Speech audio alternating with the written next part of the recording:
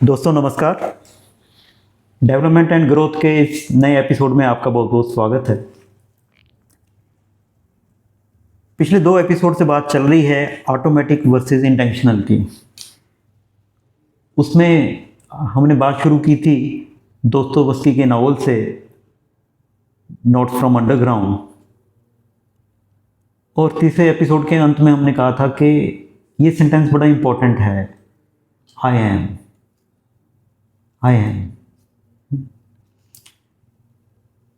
और इसको हम कॉन्शियसली चेंज कर सकते हैं। ये बात हमने चौथे एपिसोड में, जो बच्चे के चलने वाली एग्जांपल है, कि अनकॉन्शियसली जो स्टोरी बन गई है, I don't have confidence, I am शाई, आई एम पावरलेस, इसको सिंपल एक स्टेप लेके इस स्क्रिप्ट को हम चेंज कर सकते हैं। सिंपल एक स्टेप लेना है। तो थर्ड एपिसोड का वर्ड जो था वो था आई एम, कि इसको देखना है कि क्या चेंज करने वाला है। चौथे स्टेप का जो वर्ड था वो था टेक अ स्टेप या वॉक, एक कदम बढ़ाना है। अब 5वें एपिसोड में, जो इस एपिसोड में हम बात कर रहे हैं, कि अनकॉन्शियस इतना एविडेंट नहीं है। कुछ आई एम तो क्लियर हैं, I am clever, I don't fulfil my commitments, ऐसे कुछ आपको क्लियर हो जाएंगे आई एम, और उस पर आप मूवमेंट करना शुरू कर भी देंगे, टेक अ स्टेप। लेकिन कई अनकॉन्शियस चीज़ें क्लियर नहीं होती हैं, बल्कि ज़्यादातर क्लियर होती नहीं है, ये फ्रॉयड ने कहा। और इस मामले में फ्रॉयड से ना तो कार्ल यूंग ने डिसएग्री किया, ना ही एडलर ने डिसएग्री किया। हाँ, एडलर ने ये जरूर कहा कि कॉन्शियस ज़्यादा हिस्सा मैनेज करता है, लेकिन यूंग ने कहा कि इस मामले में फ्रॉयड सही है, ज़्यादा कंट्रोल अनकॉन्शियस के पास है, और अनकॉन्शियस इतना एविडेंट नहीं है कि पता लग जाए। पता नहीं है तभी तो अनकॉन्शियस है। किसी ने एहसास दिला दिया और मैं मान गया कि तुम में कॉन्फिडेंस नहीं है, तो शायद मेरी कॉन्शियसनेस में आ जाए। किसने कह दिया कि तुम बहुत चालाकी करते हो, और मेरी कॉन्शियसनेस में आ जाए, तो हो सकता है मेरे को पता लग जाए कि ये अनकॉन्शियसली मैं कर देता हूँ। लेकिन ज़्यादातर चीज़ें ऐसी होंगी जो कॉन्शियसनेस को पता नहीं लगेंगी, अनकॉन्शियसनेस से हो रहा है। अभी मेरा हाथ जैसे आइस के नीचे ऐसे चल रहा है, कब अचानक माइंड से सिग्नल आया, कभी हाथ हिलना शुरू हो गया, कभी मुंह से कुछ किसी के गाली निकल गया,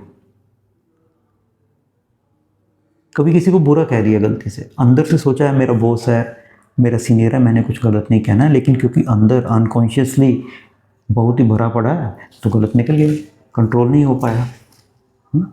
रिलेशनशिप में ऐसा कंट्रोल नहीं हो पाया। ऊपर से तारीफ कर रहे हैं, अचानक कोई बात ऐसी कह दी, लगा कि नहीं नहीं नहीं नहीं, ये मेरा मतलब ये नहीं था, मतलब ये नहीं था, नहीं मतलब यही था। अनकॉन्शियस में यही मतलब था तुम्हारा, और वो अनकॉन्शियसली तुम्हारे मुंह से निकल गया और तुम्हें पता नहीं लगा। तो फ्रॉयड ने इनको कहा फ्रॉयडियन स्लिप्स, कि ये ऐसे ही नहीं स्लिप हो गया तुम्हारे, स्लिप ऑफ टंग नहीं है ये, तुम्हारी रियल इमोशंस यही हैं जो तुमने इस व्यक्ति को कहे हैं, जो गाली दी है, जो अपमान किया है, तुम्हारी रियल भावना इस व्यक्ति के प्रति यही है। तो फिर तो बड़ी प्रॉब्लम हो गई कि एक ड्राइवर है ज़िंदगी का अनकॉन्शियस, और उसके बारे में मेरे को पता ही नहीं कि आगे गाड़ी कहाँ से लेके जाने वाला है, किस मोड़ से लेके जाने वाला है, और कहीं क्रूशल रास्ता हो और वहीं पे ये गाड़ी को अलग रास्ते पे ले जाए, तो ये बहुत मुश्किल है। कॉन्शियस के पास ताकत नहीं है, अनकॉन्शियस का मेरे को पता नहीं है। कॉन्शियस के पास ताकत है एक लिमिटेड एरिया में, वो पावरफुल है, डिसीजन देता है, लेकिन जहाँ सर्वाइवल का क्वेश्चन आ जाता है, जहाँ खतरा आ जाता है कोई, जिसको हम बाद में समझेंगे कि हमारा जो सिंपैथेटिक नर्वस सिस्टम एक्टिवेट हो जाता है, वो रिस्पॉन्स कंट्रोलेबल नहीं है। लाख चाह के भी आप उसको कंट्रोल नहीं कर पाते। तो फिर करें क्या? फ्रॉइड ने एक तरीका निकाला, उसकी बहुत ही फेमस बुक है इंटरप्रिटेशन ऑफ ड्रीम्स पे। फ्रॉइड कॉन्सेप्ट को सही पकड़ता है, लेकिन उसका एक बायस है एक पर्टिकुलर डिज़ायर के बारे में कि यही डोमिनेंट डिज़ायर है, सेक्सुअल डिज़ायर। तो ड्रीम्स को उसने कहा कि ड्रीम्स ऐसा नहीं है कि अचानक आ जाते हैं, ड्रीम्स हमारी सप्रेस्ड एनर्जी है। जो डिज़ायर्स हमारी खुली आंख में पूरी नहीं हो सकती, वो बंद आंख में माइंड पूरी करता है। तो उसने इंटरप्रिटेशन ऑफ ड्रीम्स में जो थ्योरी दी कि ड्रीम्स में जो ऑब्जेक्ट आ रहे हैं, तुम्हारी इच्छाएं ही वेश बदल के आ रही हैं। तो जैसे उसने एग्जांपल दिया कि सांप का सपना बार बार आ रहा है, ठीक है, तो उसने दो हिस्सों में बांट दिया, एक तो लेटेंट कॉन्टैक्ट और एक मैनिफेस्ट। मैनिफेस्ट मतलब क्या कोर इमोशन है, क्या वेश बदला हुआ है, किस वेश में आया है। और लेटेंट मतलब कोर इमोशन क्या है। तो कोर इमोशन तो फ्रॉइड का मोस्टली सेक्स ही है। तो चाहे सांप नज़र आ जाए, चाहे कोई ऑब्जेक्ट नज़र आ जाए, तो फ्रॉइड कहेगा ये सेक्सुअल ऑब्जेक्ट आपको सपने में नज़र आ रहे हैं, तो आपकी सप्रेस सेक्सुअल डिज़ायर्स हैं। सप्रेस्ड चीज़ें सपने में आती हैं, ये कॉन्सेप्ट सही है, लेकिन फ्रॉइड का जो सिंगुलर फोकस है सेक्स पे, उसके कारण काफ़ी लोग एलियनेट हो गए। चाहे युंग थे जो बहुत मिलके काम कर रहे थे फ्रॉइड के साथ, चाहे एडलर थे। अब युंग ने इस सपनों के कॉन्सेप्ट को बहुत अलग तरह से देखा। युंग ने कहा कि सिर्फ सप्रेस्ड ही थोड़ा सपनों में आता है, कुछ क्रिएटिव भी तो आ सकता है। कुछ मेरा पोटेंशियल है जो पूरा नहीं हुआ, बांसुरी आ गई, तो जरूरी नहीं ये सेक्सुअल ऑब्जेक्ट है। हो सकता है मेरे अंदर कुछ क्रिएटिव आर्ट छुपा हुआ है जो उस वक्त की सामाजिक कंडीशंस में अलो नहीं हुआ, लेकिन मेरा अनकॉन्शियस मेरे को सिग्नल दे रहा है कि तू इसको परस्यू कर। तो फ्रॉइड ने एक कॉन्सेप्ट लाया कि जो अनकॉन्शियस है वो सारा तुम्हारा पर्सनल नहीं है, तुम्हारे एक्सपीरियंसेस से ही नहीं बना, ये कलेक्टिव है। कलेक्टिव है, यूनिवर्स भी तुमसे कुछ कम्युनिकेट कर रहा है। और शायद युंग की ऐसी बातें ही थी कि युंग धीरे धीरे सारे सिलेबस से बाहर हो गए साइकोलॉजी के। युंग को ज़्यादा साइकोलॉजी में पढ़ाया नहीं जाता, क्योंकि उन्होंने कहा ये तो क्या किस्से कहानियों की बात कर रहा है, भगवान की बात कर रहा है, यूनिवर्स की बात कर रहा है, इसमें साइंस कहाँ है।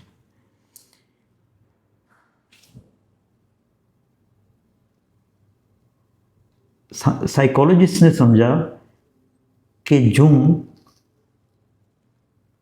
जबरदस्ती साइंस को गॉड से जोड़ रहे हैं, और ये साइंटिफिक टेम्परामेंट के खिलाफ है। लेकिन युंग की खोज बहुत गहरी थी। युंग ने कहा कि सिर्फ बुरा ही वेश बदल के नहीं आता, अच्छा भी वेश बदल के आ सकता है। और सिर्फ पास्ट ही वेश बदल के नहीं आता, फ्यूचर भी वेश बदल के आ सकता है। ये दो डिफरेंसेस हैं यूंग के और फ्रॉइड के इंटरप्रिटेशन में, ड्रीम्स की इंटरप्रिटेशन में। इनफैक्ट कहते हैं वर्ल्ड वॉर से पहले यूंग को सपने आने शुरू हो गए थे जिसमें वो यूरोप में खून की नदियां बहती हुई देख रहे हैं, बर्फ़ ही बर्फ़ चारों ओर देख रहे हैं। तो यूरोप में वर्ल्ड वॉर के क्या परिणाम होने वाले थे, उन्होंने यूंग को पहले ही बेचैन कर दिया था। तो यूंग का विश्वास इसमें था कि अनकॉन्शियस एक व्यक्ति तक सीमित नहीं है, वो कलेक्टिव है, वो जुड़ा हुआ है, वो जुड़ा हुआ है और वो एक कम्युनिकेट करता है ड्रीम्स के थ्रू, सिंबल्स के थ्रू, इवन इवेंट्स के थ्रू। जो लोग हमें ज़िंदगी में मिलते हैं वो भी अनकॉन्शियस की ही एक, कलेक्टिव अनकॉन्शियस की एक निशानी है। जिस कॉन्सेप्ट को उन्होंने कहा सिंक्रोनिसिटी, कि आपको कई बार लगता नहीं कि अचानक ये कैसे मेरे को मिल गया, मैं इसके बारे में सोच रहा था, वो व्यक्ति मेरे सामने आ गया। तो यूंग ने ऐसी घटनाओं का बहुत जिक्र किया है कि ये तभी पॉसिबल है जब हम दोनों में कुछ कॉमन कॉन्शियसनेस है, कलेक्टिव अनकॉन्शियस जिसका नाम कहा। तो सपनों की ये जो पावर है हमें समझाने की, इसको मेरे को एक कहानी याद आती है राजा जनक की। तो राजा जनक ने एक बहुत भयानक सपना देखा। सपने में वो क्या देखते हैं कि उनका राजपाट सब जा चुका है, दुश्मन ने उन्हें हरा दिया है और एक भिखारी की तरह वो सड़कों पे घूम रहे हैं। ना कोई साथी है जो साथ में है, ना वो पुराना ऐश्वर्य है, सिर्फ एक अकेला भिखारी सड़कों पे घूम रहा है। और सपने में भी उनकी कई दिनों की यात्रा हो जाती है जिसमें उनको भोजन नहीं मिलता। एक दिन एक जगह पे खिचड़ी का लंगर लगा हुआ है और राजा भी उसी लाइन में लग जाता है। और जब इसकी बारी आती है तो बांटने वाला कहता है तुम्हारा बर्तन कहाँ है, तुम्हारे पास तो पात्र ही नहीं है, खिचड़ी कैसे दें। अब लाइन में दोबारा लगने की बजाय राजा क्या कहता है कि आप मेरे हाथों में खिचड़ी डाल दो। और वो खिचड़ी गर्म थी, जैसे ही उसको हाथ में डालते हैं उसका हाथ जल जाता है, थोड़ी खिचड़ी गिर भी जाती है, लेकिन वो हाथ गर्म पे जैसे ही खिचड़ी लगता है तो राजा को वो दर्द बड़ा महसूस होता है और उसकी आंख खुल जाती है उस झटके में। आंख खुलने के बाद वो क्या देखता है कि चारों ओर राजमहल है, सब कुछ है। लेकिन सपने का जो अनुभव था वो इतना गहरा था कि उसको लगता है कि अब सपना शुरू हो गया है, ये सब सपने में देख रहा हूँ कि महल है, नौकर चाकर घूम रहे हैं, ये सपना है, ये एक्चुअल हो नहीं सकता क्योंकि एक्चुअल तो मैंने फील किया है और वो पेन अभी भी उसके साथ है। अब बड़े विद्वानों को अगले दिन बुलाया जाता है और राजा उनसे एक ही सवाल पूछता है कि वो सच था या ये सच है।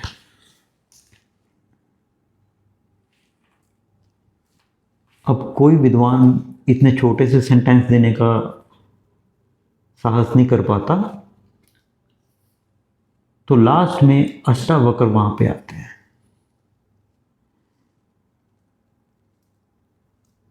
अष्टावक्र राजा से पूछते हैं क्या प्रॉब्लम है, क्या समस्या है।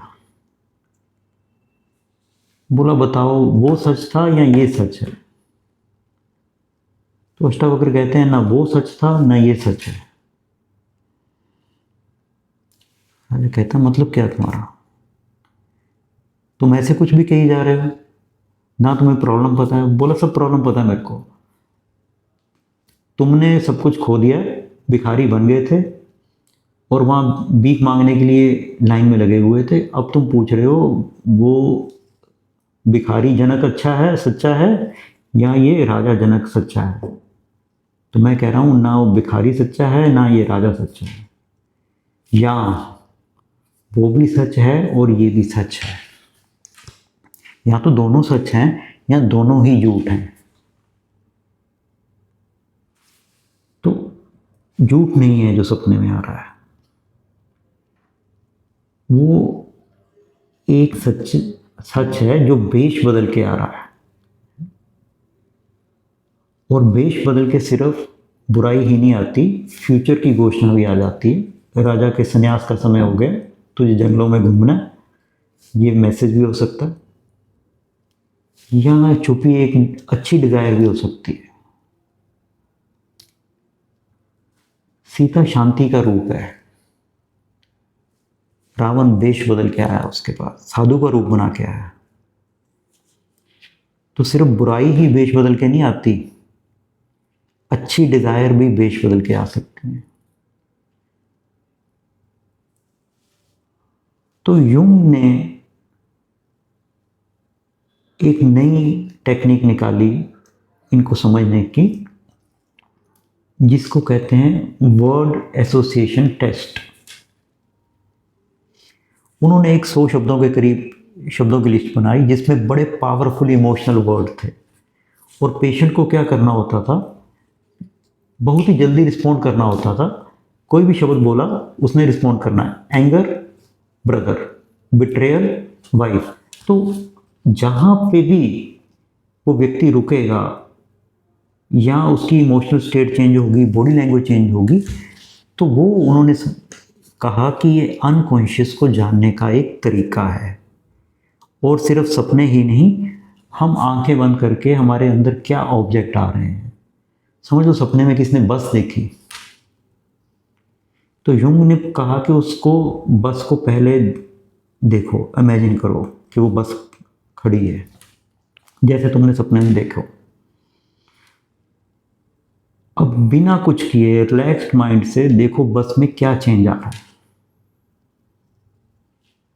तो कोई कहता है कि मैं बस से उतर रहा हूं, कोई कह रहा है बस खड़ी है, चलती नहीं है, कोई कह रहा है बस का एक्सीडेंट हो गया है। तो युंग ने कहा ये तुम्हारी जीवन यात्रा के बारे में कोई सिग्नल है कि तुम्हारे जीवन में बदलाव नहीं आ रहा, बस खड़ी है। मैं मंजिल से पहले बस से उतर गया, मैंने कोई गलत डिसीजन ले लिया, जॉब छोड़ दी, बस से उतर गया। तो उन्होंने सपनों को एनालाइज करने का एक ही ढंग बताया, एक्टिव इमेजिनेशन। कि जो शब्द तुम्हारे हैं, जो इमेजेस तुम देख रहे हो, उन पे अटेंशन पे करो।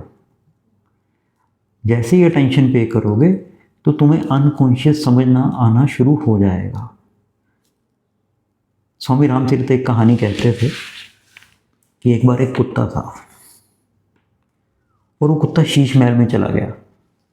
शीश महल मतलब जिसमें चारों ओर शीशे ही शीशे हैं।